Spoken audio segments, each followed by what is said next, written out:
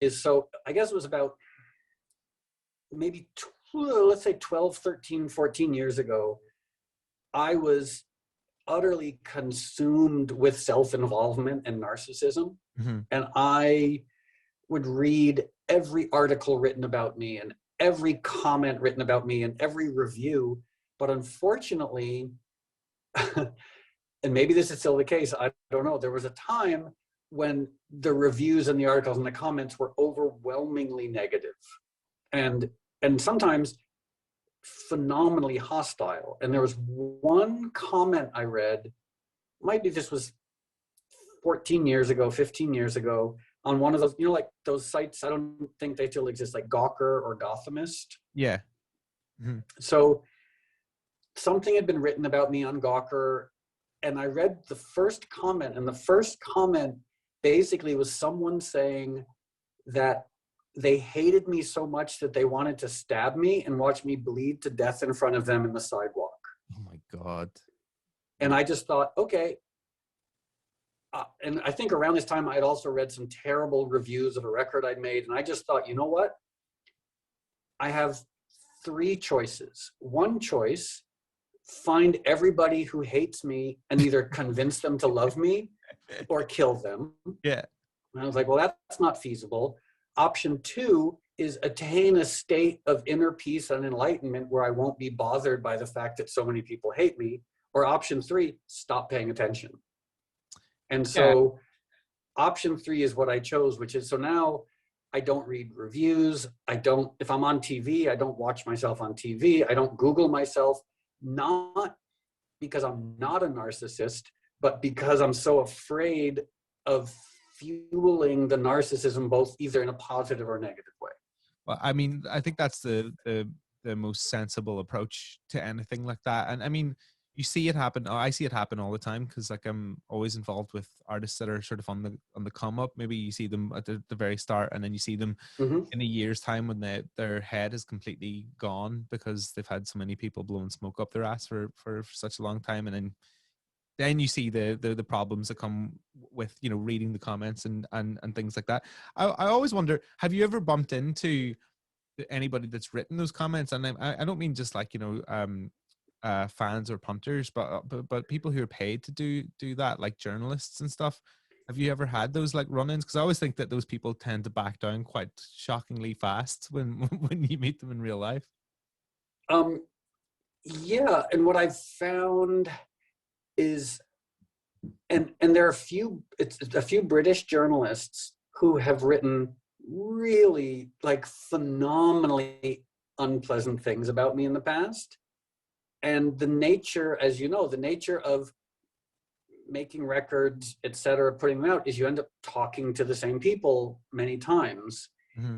And I just don't bring it up. Maybe I'm too much of a sissy, or maybe it's just my, waspy Calvinist reserve. But like, if I'm talking to someone who I know dislikes me or has written terrible things about me in the past, I just ignore it. Like, if they bring it up, which sometimes they do, I simply say like, well, it's your job. Like, that this is the nature of, this is the nature of releasing things into the public, is like, there are people who are going to actively criticize you for doing what you do. That's why I got into playing records and talking about music and doing radio with music that I like, because I started out as a journalist and I had quite a natural flair for slating things, and I didn't like it. I didn't like reading it. I enjoyed writing it at the time, but it was like, you enjoy it like, I don't know, it's like a some sort of like sick joy, like you're like enjoying like cheating on somebody or something like that. Like, it's like this weird dark joy. And then I was like, I don't want to do this. I just want to talk about stuff I like. So I was like, what do DJs do? That's what they do. I'll do that. Yeah. No DJ becomes successful by playing records they hate. No, I mean, like, the only person I could think of offhand. No, I can't really think of anybody. Maybe Howard Stern, just for a laugh, like. Mm-hmm. but that's all I could think of. But you're right. That and I would say there's a much bigger conversation. That dark joy that you're referring to, I feel like, is fueling so much just online commentary, media, etc. And the only thing I can do, because I know how easy it is to succumb to it, you know, like when you read about someone who's being publicly crucified and you want, you know, like a part of you just wants to sort of like, you know, see them go down in flames. I'm like, oh, this is not a good part of anyone's psyche or personality, you know, that like that negative, vindictive, even if the person's done terrible things, it's still, it's not, I think indulging that cult of judgment and vengeance, like it just doesn't, it doesn't lead to anything good. Well, I mean, like, how did you deal with the stuff that came out with like the memoir that came out last year with the Natalie Portman stuff? Because like there was an overwhelming like amount of like negative press around that. Like, how did you sort of resolve that I guess, because we're talking about it? Yeah, I think, and luckily, I think this is one nice function of being an adult. And what I mean by that is basically, as you get older, you have more of a basis of comparison, and your perspective is simply just, you know, hopefully a bit broader. Mm-hmm. And, you know, I was referencing earlier when I like stopped reading comments and stopped reading reviews, I sort of realized, I had this epiphany that like, sometimes we define mental illness as people who are responding to information that isn't actually there. You know, that might be overly broad and certainly not going to stand up under clinical scrutiny, but that's like when I was living in New York and I would see someone walking down the street screaming at people who weren't there, you would know like, okay, they are responding to information that isn't real. Mm-hmm.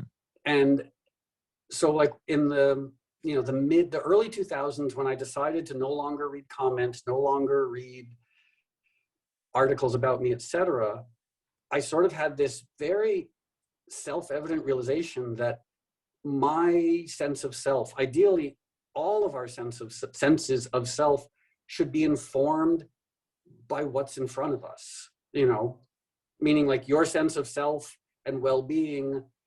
And I don't want to sound too new agey, but because it's actually not, it's very straightforward. Like your sense of self and well-being should be informed by your friends, by the bed you sleep in, by your health, by, you know, stuff that is sort of tactile and real in front of you, and not the opinions of complete strangers.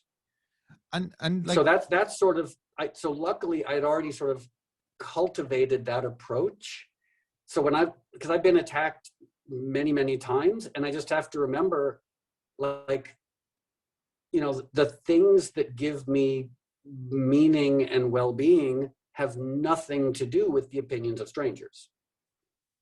but like, do you think it's the attacks that you have had over the years? Now, I do say that it's that we'll get back to the music, but it is interesting. Is it because that you have always had like an alternative viewpoint, and you know, you've been coming at it from maybe a little bit differently than some of the people that are writing? I mean, possibly. I don't think I have a whole ton of objectivity regarding that. Yeah. Because I've been attacked many, many times, and it used to really bother me. So like I said, I just had to, almost in the interest of self-preservation, realize that handing my well-being over to strangers I've never met or I'll never meet. And then now, what makes it even more absurd, and this happens to a lot of my friends, they'll be so upset at being attacked by, you know, online commenters, and then find out the online commenter is a bot. Oh, really? Okay, right. So like, I mean, like, how does that work? And like, why would people program bots to do that? Like, obviously, not just talking about you, but your friends, and you don't have to say who they are, but like, explain that to me a little bit, because I don't understand this at all. I mean, I think, and this is just my understanding, is there's the world of like bots and then troll farms. I've heard of this. And yeah, so like if you go online and look at a whole bunch of comments, it's safe to say a significant percentage of those comments are from bots, which is, just like AI generated content, either to suppress or promote the content, or it's a bunch of people in a cube farm in Macedonia who are paid by the hour to go online and either support or attack people. And it's usually supporting right-wing people and attacking progressives. What a job that must be, to like kiss your wife goodbye or your husband goodbye at the in the morning, going off to the troll farm. I'll see you at 6. Yeah. So basically, and again, it's very self-evident, like handing my well-being over to the opinions of strangers is nonsensical, but handing my well-being over to the opinions of people who are paid to write opinions, or people who are not actually human, like, it's absurd to a level that I can't even process. I mean, like in the context of, bots and supporting right wing politics, I feel like the CIA approaching you in 2018 to spread content on Trump and Russia and stuff like that kind of falls vaguely within that realm. Well, I'll say that was a bit weird and different, because basically years of touring, I just ended up with some friends around the world who work at different intelligence agencies. Mm-hmm. And what happened was, when Trump was inaugurated, some of my friends who don't work in intelligence anymore but are still connected to that world were genuinely concerned that Trump was going to try and start a war with Iran, or less likely, but also possible, North Korea.